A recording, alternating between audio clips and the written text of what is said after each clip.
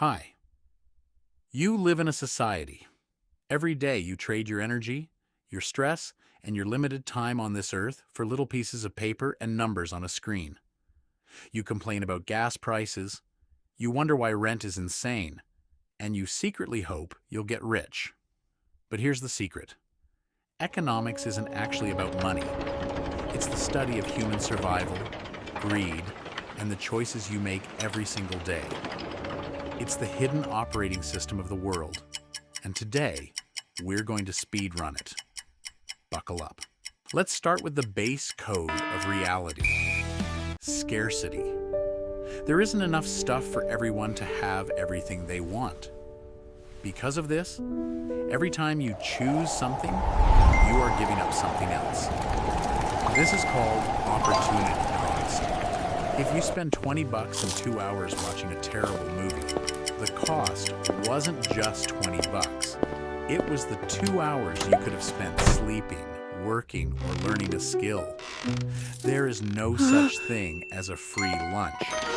Everything costs something, even if the price tag says zero. If a product on the internet is free, you are the product. This brings us to the engine of the world. Why does a shiny rock, a diamond, cost thousands of dollars, but water, which literally keeps you alive, is basically free? Because diamonds are artificially rare and water is abundant. Supply is how much of a thing exists. Demand is how many people want it. When lots of people want something, but there isn't much of it, like Taylor Swift tickets or houses in a good city, the price skyrockets. When there's too much of something and nobody wants it, the price crashes. Every price tag you look at is just a temporary agreement between human greed and human desperation. Now, people do not do what you tell them to do.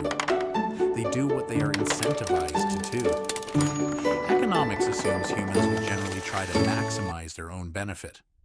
Want less pollution? Tax it. Want more people to buy electric cars? Subsidize them. But watch out for perverse incentives. Once, colonial India had too many venomous cobras, so the government offered a cash bounty for dead snakes. The result?